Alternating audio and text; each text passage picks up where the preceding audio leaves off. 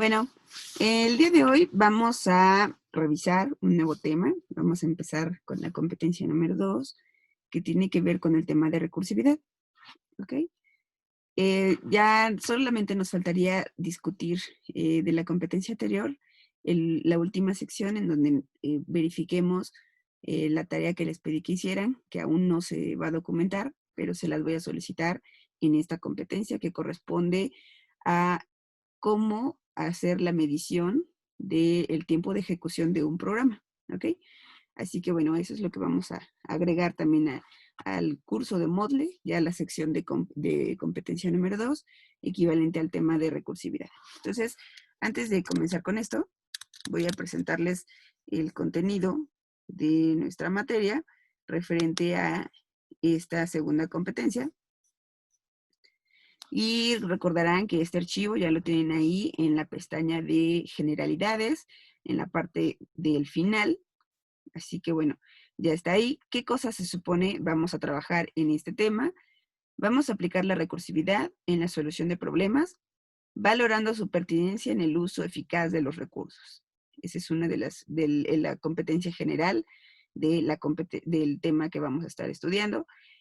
Y estudiaremos lo que es la recursividad, su definición, algunos procedimientos recursivos y ejemplos de casos recursivos. Entonces, como primera actividad, a partir de esta sesión, ustedes deberán, yo voy a presentarles algunos temas o los temas referentes al contexto de recursividad, y ustedes deberán hacer la sección que les corresponde en la parte de actividades de aprendizaje, que tiene que ver con analizar los casos planteados y determinar si dichos casos se pueden resolver sin hacer recursión. Entonces, ahorita les voy a presentar algunos ejemplos en donde se utiliza la recursión y ustedes deberán considerar el identificar si se pueden implementar sin hacer uso del tema que vamos a ver, que es recursión. Las actividades que van a estar haciendo de investigación, esta competencia se programó para menos tiempo, 2 semanas más o menos, o sea, sería esta y la próxima, va a ser muy rápida, y la vamos a seguir utilizando cuando trabajemos el tema de árboles, que viene más adelante. Así que bueno, en las actividades de aprendizaje lo que van a estar trabajando son, los estudiantes van a investigar sobre el concepto de recursión, indican lo que es un proceso recursivo y sus características, buscan ejemplos en los que se puedan emplear o se puede emplear la recursión y documentan su investigación entregando un reporte que van a subir en la sección de actividad C2 de tarea, ¿no? Ahora, en la parte de prácticas, que es lo que vamos a estar trabajando, vamos a implementar en Java la función factorial y obtener la serie Fibonacci. Vamos a ver qué cosa es, en caso de que no recuerden bien una u otra. Implementar un árbol binario utilizando listas ligadas, como lo hicimos en la última práctica de la semana pasada. Y con esto vamos a utilizar, o más bien obtener el recorrido en inorden de ese mismo árbol. Vamos a mostrarlo en pantalla y para eso, bueno, haremos una revisión. Si todavía tienen dudas sobre cómo hacer la parte de los recorridos, recuerden que hay un video en donde ya hicimos esa descripción que está en la sección donde se resolvió la evaluación diagnóstica y es uno de los últimos videos que están ahí incluidos. Una vez que se hayan hecho esas 2 prácticas, van a documentar sus entregas, bueno, sus evidencias, y lo van a subir en la sección C2 prácticas, que también estará en el curso de Moodle. Como aplicación, ¿qué van a hacer ustedes solitos? Van a complementar la clase del recorrido de árboles que hagamos en práctica en conjunto y para incorporar los recorridos utilizando preorden y postorden. Entonces yo les voy a apoyar en la sección de práctica que trabajemos los recorridos utilizando inorden y ustedes solitos van a implementar el postorden y preorden para mandar a imprimir los resultados en pantalla.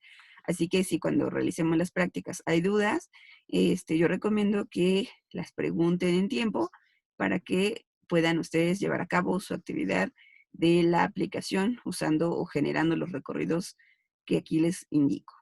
De esa práctica van a hacer un reporte de igual manera.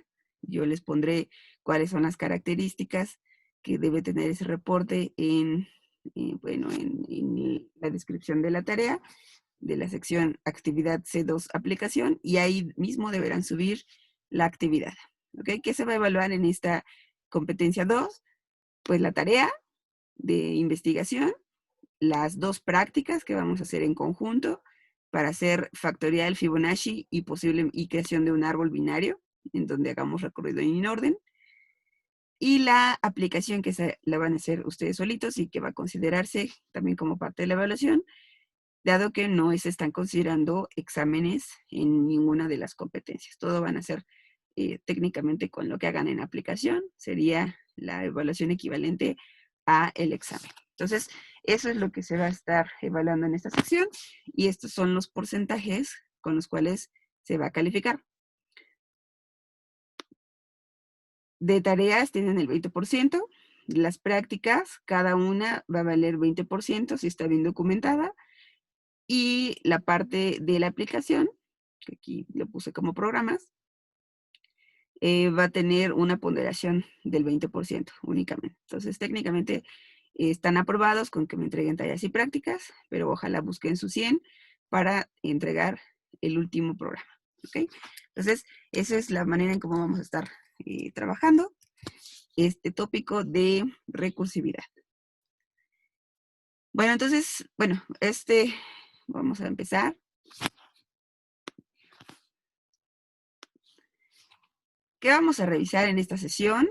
Lo que es recursividad, algunos ejemplos de métodos recursivos, tipos de recursividad que es directa e indirecta, y a la resolución de algunos problemas utilizando este mismo tema que es recursividad. ¿Pero qué cosa es la recursividad?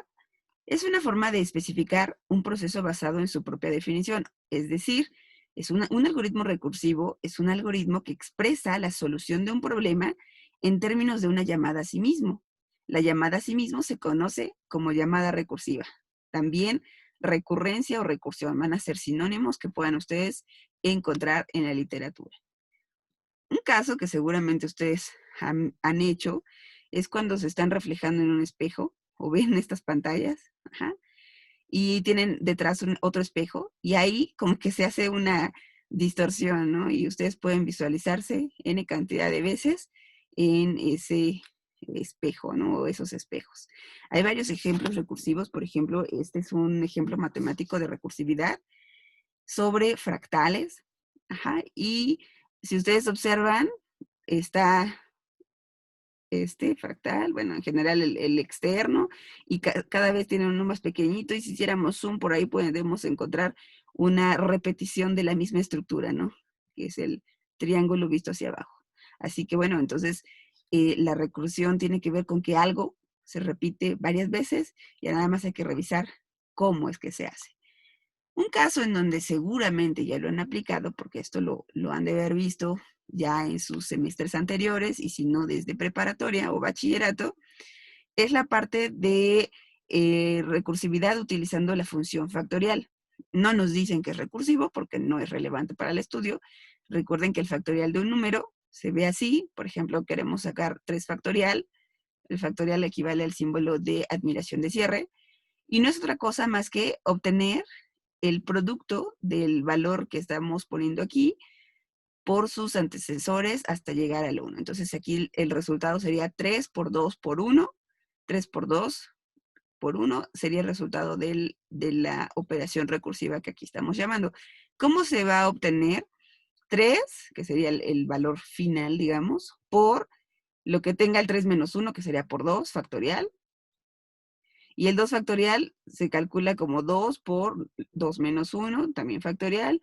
Y el 1 factorial sería 3 por 2 por 1 menos 1 factorial. Y el factorial de 0 siempre es 1. Entonces, ya ese sería el final, 3 por 2 por 1. Y el resultado nos da este 6. ¿Ok?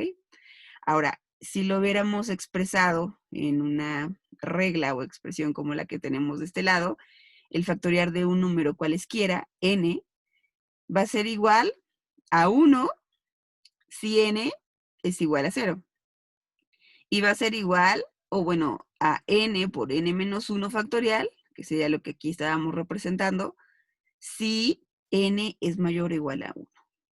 Entonces, bajo este contexto, nosotros podemos identificar que esta función es recursiva. Ya veremos más adelante por qué. Porque observen, para sacar el factorial de 3 necesito conocer primero el factorial de 2. Para sacar el factorial de 2 necesito conocer el factorial de 1. Para sacar el factorial de 1 necesito conocer el factorial de 0. Y cuando ya conozco el factorial de 0, porque es un hecho, 0 factorial es 1, entonces puedo ir devolviendo los resultados para obtener el total. Ahora, aquí nos comentan que en el contexto de software, cuando ustedes desarrollan programas, ya saben definir métodos. Un método no es otra cosa más que una llamada. Un método es algo así como el main o otra definición en donde pueden encapsular porciones del código dependiendo de la aplicación que necesiten que se resuelva en dichos códigos.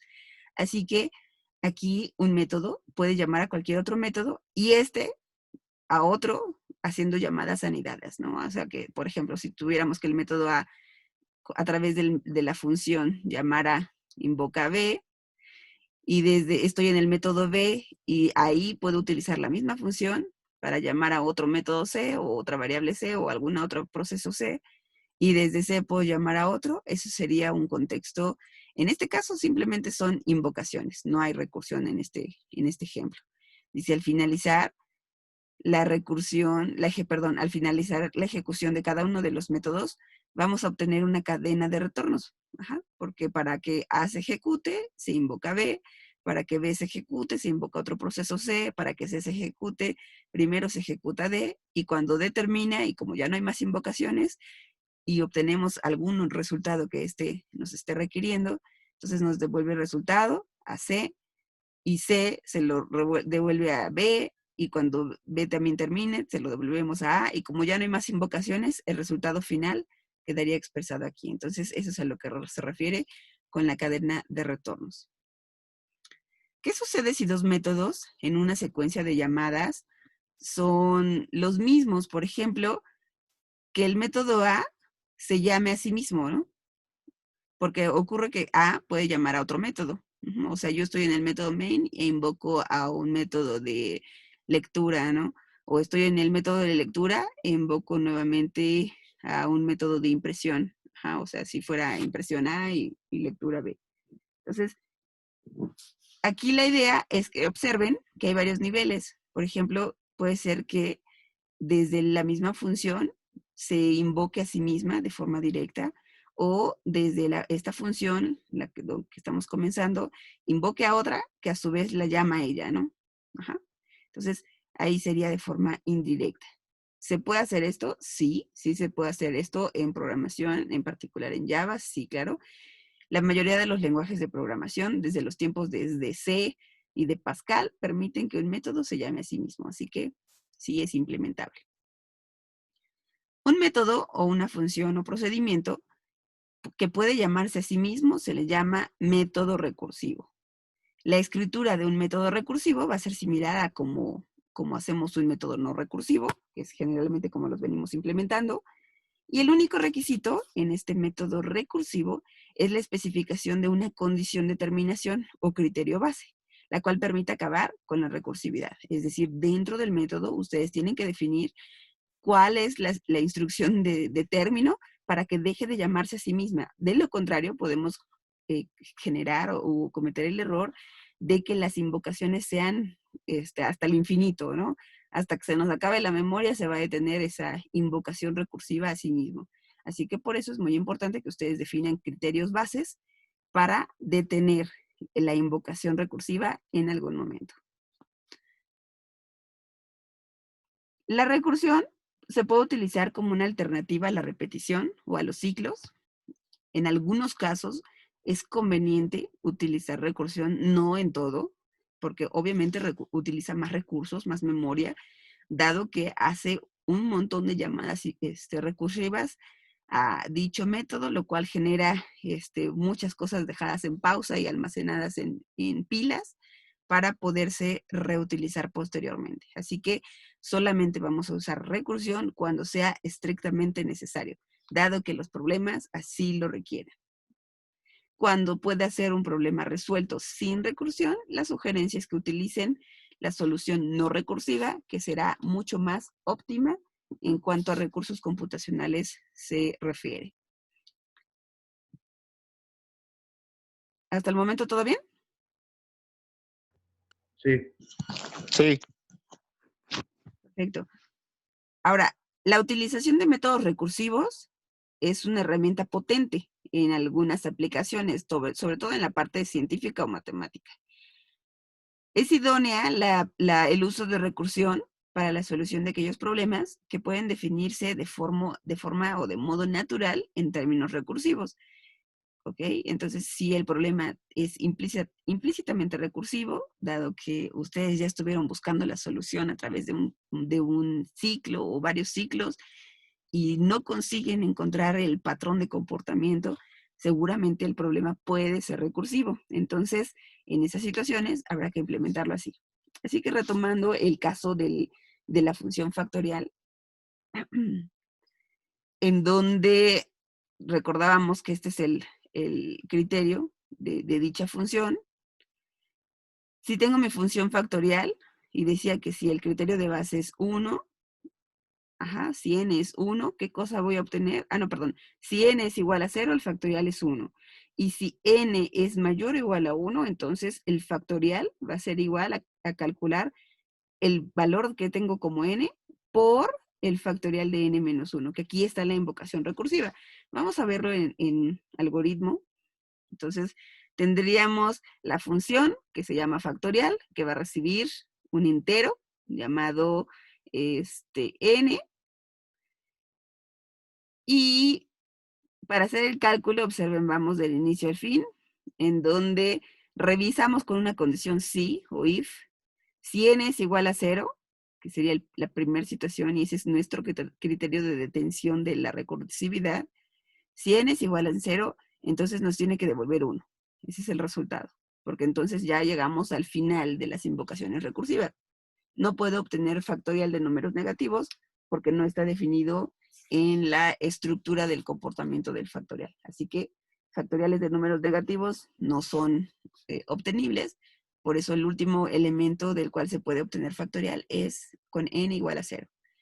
Si n no fuera igual a 0, o estamos en el caso del si no, nos deberá devolver el producto de n, observen cómo lo está poniendo, por nuevamente el factorial, porque aquí lo tenemos como factorial, pero ahora de n menos 1, decrementándole un valor.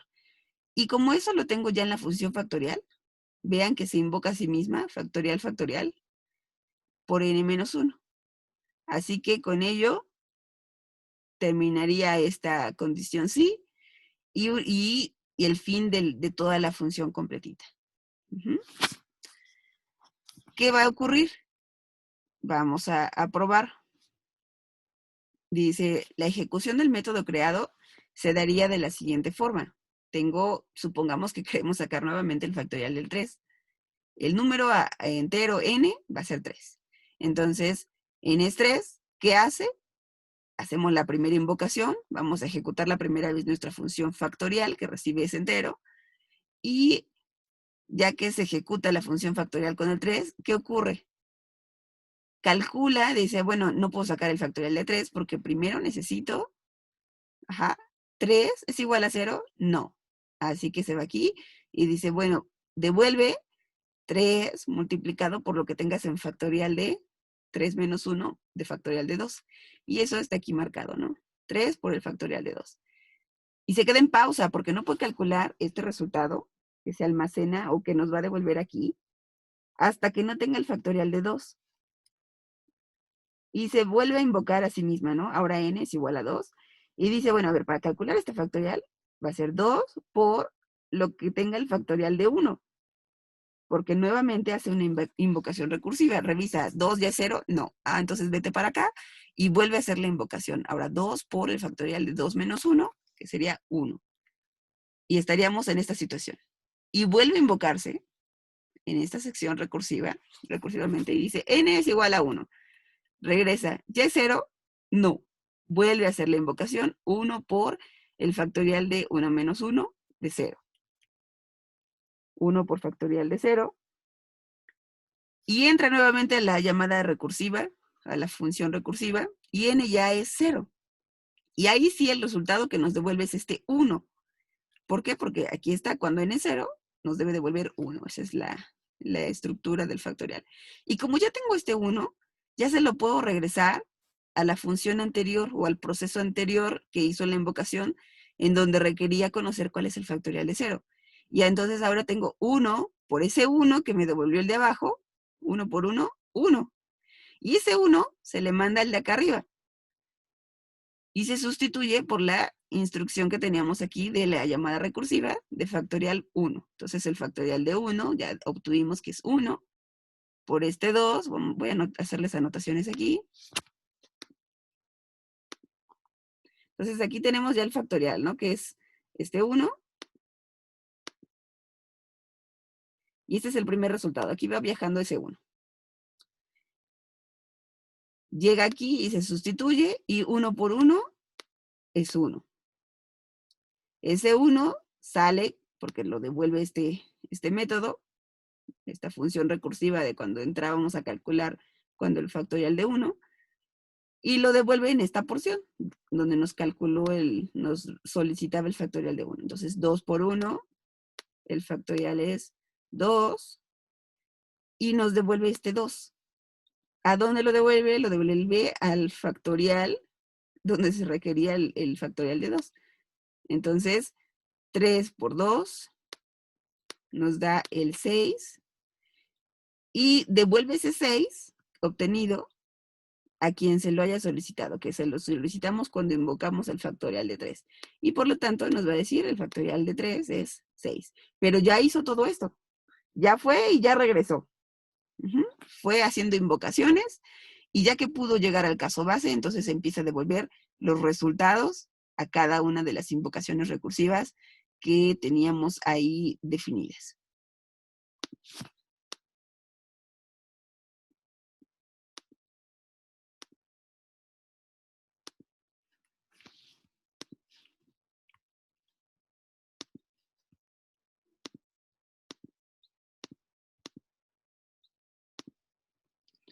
Ahora, tenemos dos tipos de recursividad. La recursividad directa, que es cuando el método recursivo se llama a sí mismo, de forma tal cual directa, ¿no? Se da cuando esa función se llama a sí misma una o varias veces. Y de forma indirecta es cuando esa función se llama a través de alguna otra u otras. Así que, por ejemplo, la parte indirecta o el llamado recursivo indirecto sería que el método A llame a otro y ese otro lo vuelve a invocar a él. Entonces, son los dos tipos de recursividad y ambas son válidas. Un caso adicional que queremos implementar, bueno, antes de pasar a la serie Fibonacci, vamos a implementar el método recursivo de factorial en beans.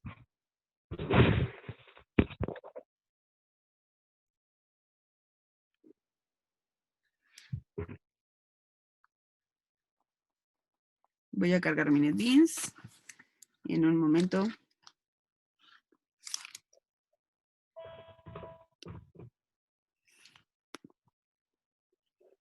voy a crear el proyecto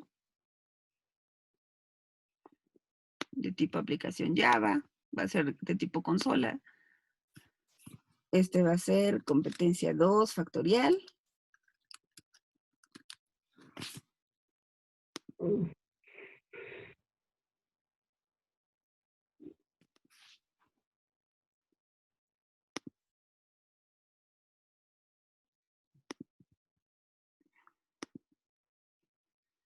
Y bueno, ya tenemos aquí los códigos, ¿no? Entonces, la intención es poder implementar la función recursiva. Y vamos a ver cómo lo vamos a hacer. Entonces, ustedes van a definir un método cualesquiera. Acuérdense que la estructura para definir un método corresponde al establecer si va a ser público su alcance, privado o protegido, si va a ser un método estático o no. Si no es estático, no se pone nada, y si es estático, se pone. El tipo de dato que les va a devolver. Si no hay devolución de información, se pone void. Si devuelve información, se va a poner el tipo de dato que va a devolver. puede ser un entero, un char, un string o un tipo de dato abstracto que ustedes vayan a crear. Así que aquí puede haber cualquier tipo de dato literal, tal cual, no abstracto, que sería un atómico, o abstracto. Incluso podría devolver las matrices vectores, entre otras. El nombre del método, y entre paréntesis, ustedes definen la estructura de la lista de parámetros de entrada o la manera en cómo van a comunicarle datos a ese método. Así que con eso en mente, nosotros vamos a crear un método recursivo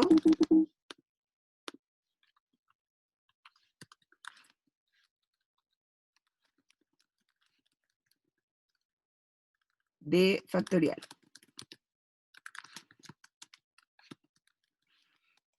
Entonces, vamos a ponerlo público. Por el momento, para hacerlo compatible, estático. Nos debe devolver información, la definición de esta función. Observen que nos debía devolver un entero para poder recalcular el factorial. Así que aquí nos debe devolver un entero factorial, que es el nombre del método. Y entre paréntesis vamos a pasarle la lista de parámetros, que va a ser un entero llamado n. Inicia el método, termina aquí. Y lo siguiente es definir la condición del criterio de paro.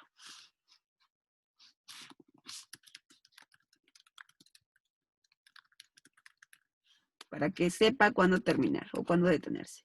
Si n ya es 0, lo que va a hacer esta porción de código es un retórname 1. De lo contrario, lo que vas a hacer es regresar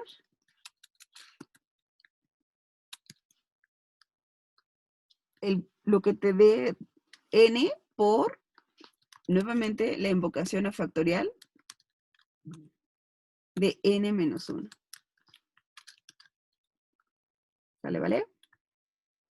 Aquí nosotros podemos ir viendo, tal vez, como apoyo, vamos a, antes de hacer el return, mandar a imprimir qué cosa va calculando y qué está solicitando hacer. Aquí voy a solo mandar a imprimir esta cadena.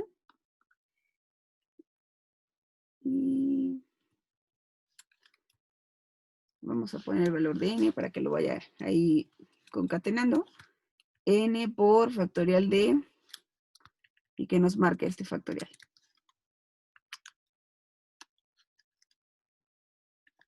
N menos 1.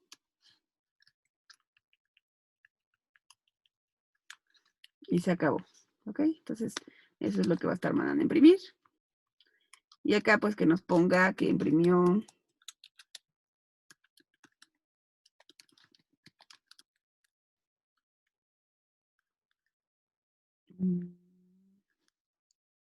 uno. Porque es el criterio de pasos, de detención. Algo me falta. System out, print n, n. El punto y coma después del n-1. Del n-1. Tengo aquí el punto y coma. Antes de ese. Es que es todo esto lo que quiero que se imprima. N concatenado con este texto. Aquí tal vez me falta un paréntesis. Ya, sí, era el paréntesis.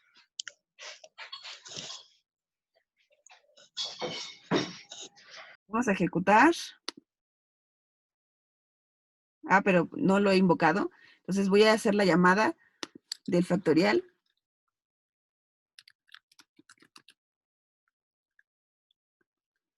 Con 3, que era el ejemplo. Ajá. Entonces ya desde el método principal lo invocamos para que este método pueda ejecutarse. Vamos a darle a ejecutar.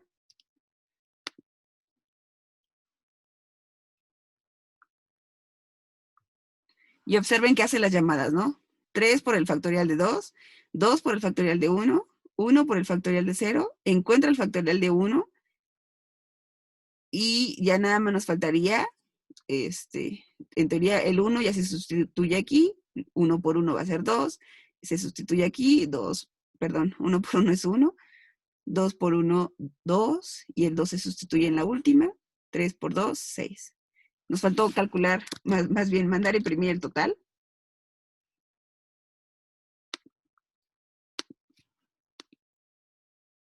Así que ese total lo voy a cachar aquí con un entero, fac f, y que solo con un system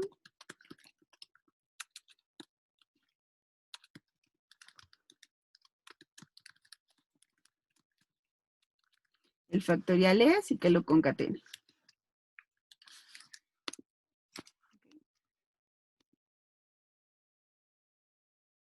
Entonces, nos obtiene el factorial de forma correcta. Y ese sería el caso recursivo. Obviamente, la función factorial no necesariamente requiere, más bien, el cálculo del factorial no necesariamente quiere que siempre se haga recursivo. Ustedes seguramente en algún momento lo podrían implementar sin usar recursión. Y esa va a ser una de las actividades que deberán realizar en esta primera parte. Cómo implementar factorial sin recursión, habiendo visto cómo lo implementamos recursivamente.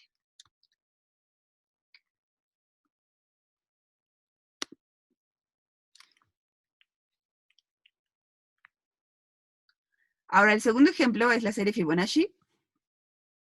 Tengo 3 minutos todavía. Es otro ejemplo típico de una función recursiva.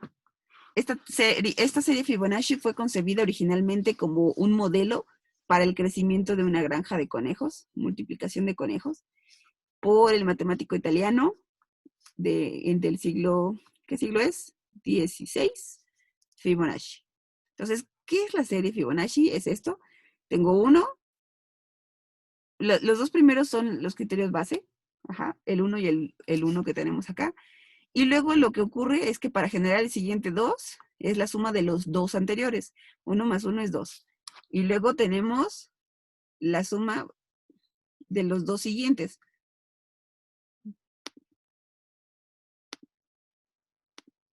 Entonces la primera combinación sería el 1 más 1. Ajá. Nos da el primer 2. Luego 1 más 2 nos da el 3. Luego 2 más 3 nos da el 5. Y así se la pasa, ¿va? Sumando los dos previos. 3 más 5, 8. Y así hasta el infinito. Esta serie quiere ser muy rápido. Como ejemplo, el término 15 ya toma el valor de 610. Así que bueno, esa es la cuestión. Ahora la pregunta es cómo se podría implementar este problema, ¿no? Utilizando recursión y por qué usarlo con recursión. Entonces, algo tenemos que hacer para encontrar cómo detener las llamadas. Ajá. Porque observen el problema, ¿no? El problema está así. Nos dice que hay que obtener esa serie Fibonacci. Nosotros tenemos que darle el número. Ajá. Por ejemplo, quiero llegar al número, al 15. Y debe generarnos los 610 ejemplos, ¿no? O el término 610, que equivaldría al de la posición 15 de la serie Fibonacci. Aquí llevamos 2, 4, 6, 8, 9. Y 6 más ya nos va a dar una cuenta de 610. Entonces, bueno, está por cerrarse la sesión. Voy a terminarla y por favor les pido vuelvan a presentar para concluir.